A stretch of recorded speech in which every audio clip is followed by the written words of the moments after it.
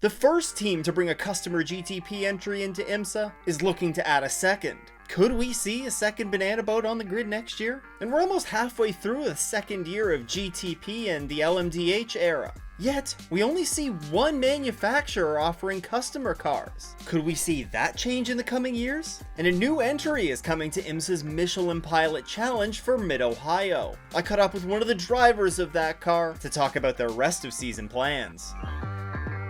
Now, it was recently reported by Sportscar 365 that JDC Miller Motorsports are actively working on a second Porsche 963 entry for the 2025 season.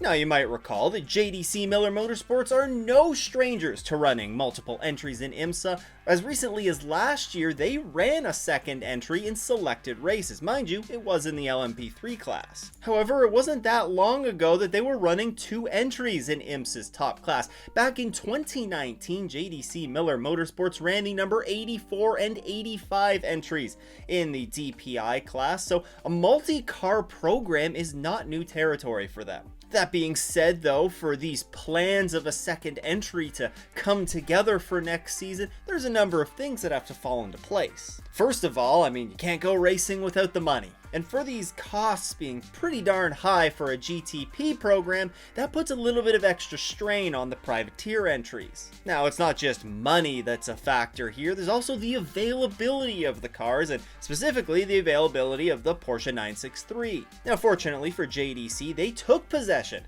of a second Porsche 963 chassis earlier this year, but unfortunately, it's my understanding that that car is mainly being used for spare parts. So this once again raises the question of how many Porsche 963s are available for customers to purchase? And also importantly, is Porsche willing to support a fifth Porsche 963 on the Imsa grid? Now, my knee-jerk reaction is yes, I think you would want to try and have as many customer cars on the grid as possible, especially when you already have an established network in place for parts and things like that. But it is something to think about. Porsche have mentioned that the large number of customer cars maybe has taken a bit of a strain on their factory program at times. Ultimately, there's a lot of moving parts going on here that all need to come together in order for us to see a second banana boat on the grid next year. But JDC are also open to running the car in just the Michelin Endurance Cup events. In fact, team principal John Church was quoted as saying, "It's about a 50-50 shot whether this is a full season or a Michelin Endurance Cup Series entry." Now, the plans for next year, of course, are far from confirmed, but what we do know is that JDC Miller Motorsports will be running a second entry on the Imsa grid for selected races this year. For the sprint rounds at CTMP as well as at Road America, it's been confirmed that JDC will be running an LMP2 entry for Gary Kraut and Scott Andrews. Now, it can be difficult to stay on top of all of the news from around the world of Imsa. Don't worry though, I have an easy way for you to stay in the loop. The S's is a bi-weekly newsletter curated by me with all the Imsa news and analysis that you need to know. I bring together the best articles, videos that I think you should watch, and my thoughts on upcoming races, all in a quick and easy 5-minute read. You can subscribe to the S's by clicking the link in the show notes or heading to offinthes's.com. Now, JDC Miller Motorsports was the first team to bring a privateer GTP program to Imsa when they joined the grid at Laguna Seca last year. And now, as it turns out, they might be the first privateer team to bring two GTP entries to Imsa's grid in 2025. However, though, Porsche have seemingly been the only manufacturer willing to bring customer cars to the grid in Imsa. Well, I guess in the WEC as well. But a legitimate question that I have stemming from this is, are we going to see other manufacturers step up and sell customer cars to teams in Imsa? Well, let's think about this for a second, and we can rule a couple of quick ones out right off the bat. First, I think Lamborghini and Aston Martin are both too new in their journey to consider customer program in the next year or two. I suppose Lamborghini could do it in 2025, but considering that we haven't even seen that car take to the track for a full season yet, I don't really think that's in the cards. In terms of the established manufacturers already on the grid, though, of course, we know that Porsche already has two customer cars on the Imsa grid, but the one that I was expecting to see at least some customer cars on the grid at this point was Cadillac. You rewind just a few years back to the DPI days and there were a ton of customer Cadillacs that were on the grid. My initial hopes were that this trend would sort of carry over to the GTP era and that we would see maybe not as many customer entries on the grid, but we would at least see some. That certainly hasn't happened, and based on recent comments from GM sports car director Laura Weintraub-Klauser, it doesn't sound like it's going to happen anytime soon. In fact, just a couple of months ago, they reiterated that they will not be offering customer entries at this time, and will instead focus on their factory programs. Alright, so we can rule Cadillac out, but what about one of the other manufacturers that came over from the DPI era into the GTP era, and that being Acura? Well, there hasn't been word out of the Acura camp in a little while, but it certainly doesn't seem like customer cars are coming anytime soon there either. In fact, there's more question marks than we have answers right now surrounding the Acura program. Not that it's going anywhere on the Imsa grid, but there's a lot of speculation in what team might be operating those cars next year. That also coupled with, this is one of the cars that we're still waiting to make its debut at Le Mans. I just don't think that they're all that eager for a customer program yet, and I don't think we're going to see one anytime soon. So that leaves BMW. And BMW were one of the brands that at the beginning of this whole LMDh process were pretty excited about the possibility of having customer cars. However, recent comments seem to have brought that stance back a little bit. In a recent Sports Car 365 article, BMW Motorsports director Andrea Roos said that while they wouldn't close the door on a customer program, it would have to be done the right way. They'd have to set up the proper channels, have a proper support system in place, and ultimately this could take a couple of years to do. He mentioned that BMW has to feel comfortable creating this customer program, which kind of tells me that they don't just want any old team stepping up to run the car. Now this is 100% me trying to read between the lines here, but kind of what I'm getting from this is that, they don't just want any old team turning up, buying one of these cars and maybe competing in, some limited races with it or being done with the car after a season. It sounds like they want a team that they know is going to be committed to running this car for a few years. And you know what? That makes complete sense. If you're going through the hassle of setting up a proper customer program and all the things that the customer support needs to have in place for these cars to be competitive, then yeah, you want to make sure that this is a pretty darn good opportunity and is going to work out well for both sides. So with that, could we see customer BMWs offered in a couple of years? Well, that remains to be seen. Now, we might not be seeing any new customer GTP entries on the grid anytime soon, apart from Porsche's, but we are seeing new entries come to Imsa's other series. Imsa's Michelin Pilot Challenge, which features GT4 and TCR spec machinery, has boasted strong grids in recent years, and there's another new entry set to join the grid for a handful of races in 2024. The entry will feature 2023 FEL Sports Car TCR class champion Dean Baker and his son Sam. And at the recent season opener for the FEL Sports Car Championship, I was able to catch up with Dean and talk to him about his IMSA plans for the rest of 2024.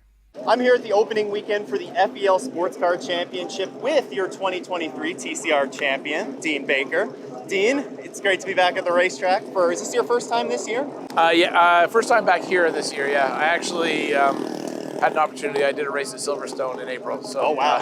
Yeah. That's a pretty good way to kick off the season then. Yeah. So, we were talking a little bit before this. You've raced a bunch of different cars over the course of your career, Yep. open wheel cars, and now you're jumping into the TCR car. I believe 2022 was when you started running this? Correct, yeah. Okay. Gen 1 Audi, yeah. So what was the reason behind going for the TCR class? There's so many different kinds of sports cars, championships out there. What was appealing about TCR? Well, I think it was a combination of not just TCR, but also FEL and what FEL was trying to do for Canadian motorsport. I've been around motorsports in Canada for many years, and Canada really needs this series. This is something that we can do. This is something we can do very well. Yep. This is something that we can support 100% with the kind of dollars that get spent on motor racing in Canada. So it was partly about supporting FEL and their effort. I felt that the TCR platform was a fantastic platform to learn from. It's worldwide, it's homologated, it's great rules package. You don't get into too much, rules, altercations and stuff like that. So it was a natural, and I have a thing for German cars, so I guess Audi sort of fit the bill. It's a pretty good choice. Yeah. It's a pretty nice match there. Now, you mentioned that one of the appealing things about TCR is that it is a global platform. It is, yeah. And one of the things that you're planning to do later this season is actually take this TCR, maybe not this one exactly, but you're going to go racing in Imsa, in the Michelin Pilot Challenge, also a TCR GT4 format. There's no TCA class there, but still multi-class racing with the TCR car. Can you tell me a little bit about that and how that has come together? Yeah, so that's actually something that we started putting in play middle of last year. It's been a bit of a dream. Something I've always wanted to do is to race with my son. Okay.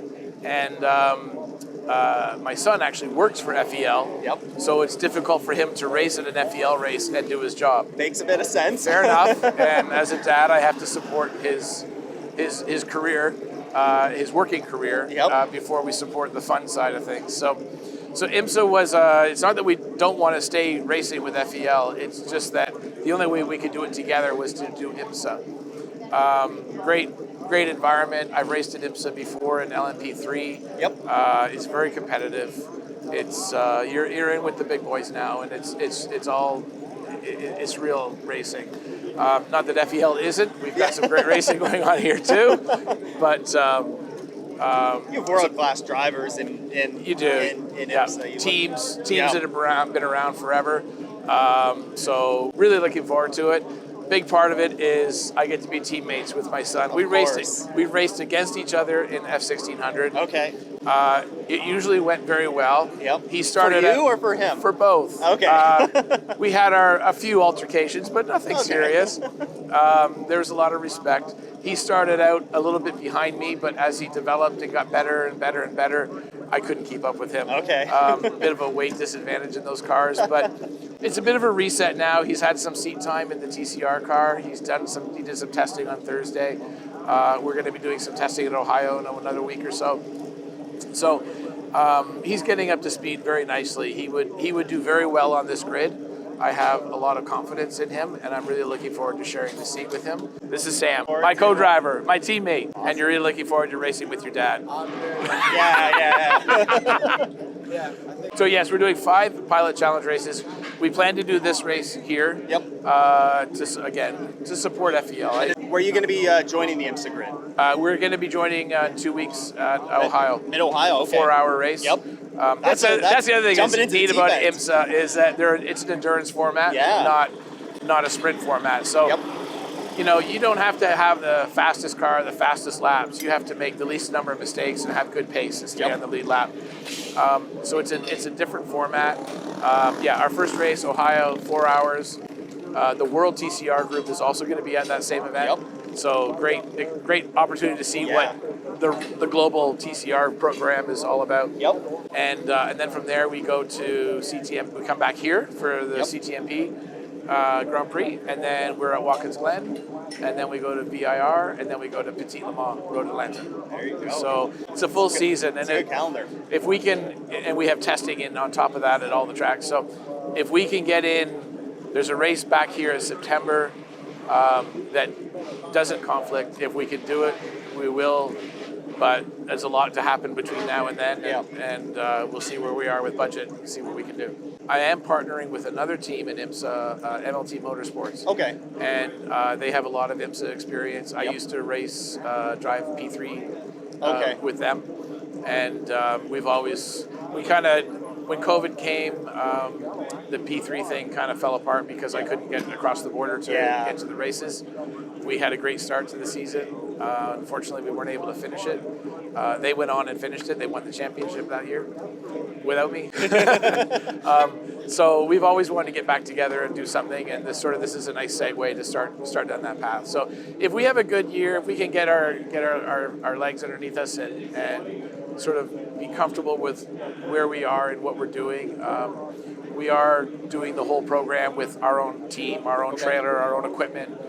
we're just leveraging their MLT's support for pit stops and some of the Imsa stuff. That's a big step. It's Live a big pit step. stops, Live yeah. pit stops, green flag. Yeah.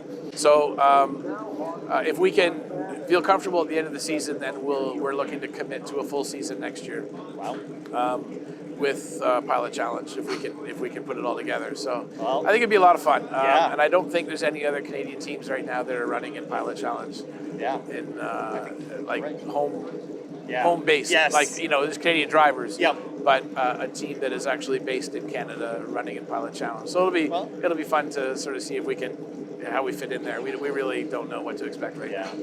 Well, Dean, thanks again for your time. Best of luck in the remaining races this season, both if you do race in FEL and then definitely in the IMSA races. I know I'll be at a couple races, so I'll try and drop by and say hi. But thanks again for your time and good luck today. Thanks, dude. Thank Take you. care.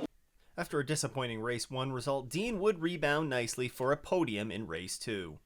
It was a lot of fun talking to Dean about his plans to run in the Michelin Pilot Challenge for a handful of races this year, and I really think that we could see more entries come from the FEL Championship like this in future seasons. With the FEL featuring a very similar class structure to the Michelin Pilot Challenge with both GT4 and TCR machinery, it really makes a nice stepping stone into the Pilot Challenge. I mentioned earlier in the episode that there's a few rumors swirling around Acura and who's going to be running those entries in the GTP class next year. Very closely tied to those rumors are who is going to be running the factory Cadillacs in the GTP class. You see, it was recently announced that Chip Ganassi Racing would not be returning in a factory capacity to run the Cadillacs next year. And I break that all down for you right here. Huge shout out to all of the channel supporters. If you too want to support the show, then you can head to patreon.com/offinthes or click the join button below. Once again though, thanks for tuning in. I hope everyone has a great race weekend and doesn't go off in the S's.